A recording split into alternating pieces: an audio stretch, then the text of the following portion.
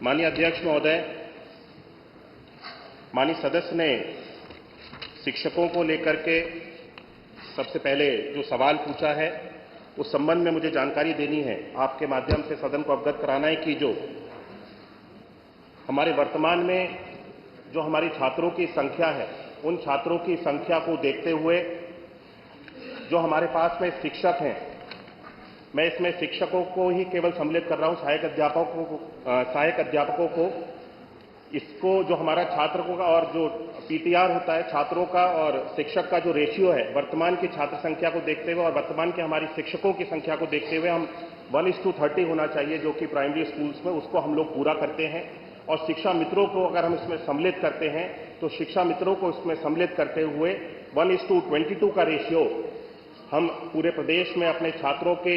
अनुपात में शिक्षकों को जो संख्या है उसके बराबर हम इसको पूरा कर पाते हैं। तो मुझे वर्तमान में अभी जब शिक्षकों की आवश्यकता उत्तर प्रदेश सरकार को अपनी छात्रों को संख्या को देखते हुए हुई, तो हमारी सरकार के समय में ऐसे समय समय पे अलग अलग भर्तियों के माध्यम से भी शिक्षकों की नियुक्ति की गई है। मैं सदन को आपके माध्यम से अवगत कराना चाहता हूं कि 2018 में 12,460 सहायक अध्यापक प्राथमिक भर्ती की प्रथम चरण में 5,948 शिक्षकों को नियुक्त किया गया था। 2018 में 68,500 सहायक अध्यापक भर्ती में 45,567 शिक्षकों को नियुक्त किया गया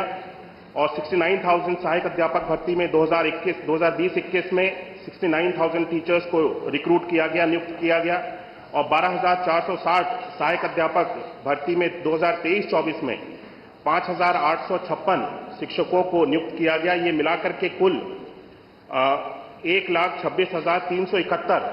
शिक्षकों को हमारी सरकार के समय में नियुक्ति दी गई है। अब जब वर्तमान में छात्रों की और शिक्षकों का अगर अनुपात हम लोगों को इस तरह से अवगत महसूस होगा कि छात्रों की और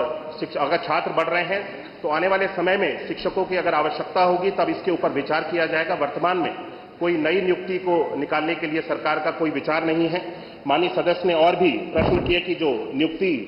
अभी कोर्ट में विचाराधीन है,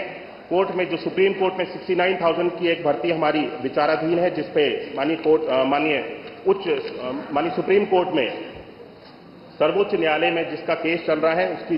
लिए हमारी सरकार की ओर से पूर्ण रूप से पहल की जा रही है। जो भी हमारी सरकार का उसमें योगदान हो सकता है, हम स्वयं चाहते हैं कि शिक्षकों की ये जो भर्ती की प्रक्रिया है इसको जल्द से जल्द समाप्त किया जाए और सरकार की ओर से इसमें पूर्ण योगदान दिया जा रहा है। माननीय सदस्य ने खेलकूद के बारे में भी चर्चा की। मैं बताना चाहता हूं, अवगत कराना चाहता हूं कि हमारी सरकार के समय में बच्चों की शिक्षा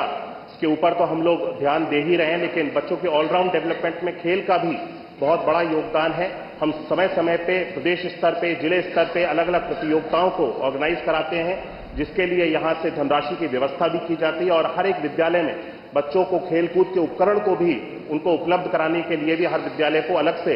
हमारी सरकार के द्वारा, शासन के द्वारा धनराशि दी जाती है, जिसके माध्यम से बच्चों के लिए विद्यालय स्तर पर जाकर के खेलकूद के उपकरण परचेज किए जाते हैं और जिससे बच्चे खेलकूद में जिस भी क्षेत्र में जिस भी खेल में उनकी रुचि हो उस खेल में आगे बढ़ सकते हैं। माननीय सदस्य ने यह भी प्रश्न उठाया कि हमारी सरकार के समय में विद्यालयों को बंद करने का कार्य किया जा रहा है।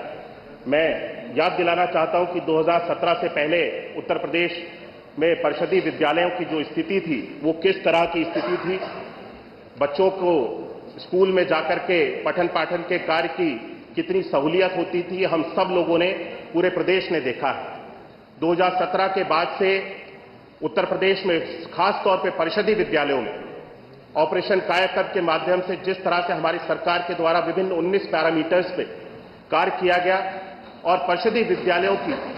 एक तरह से पूरे प्रदेश में तस्वीर को बदलने का कार्य किया गया।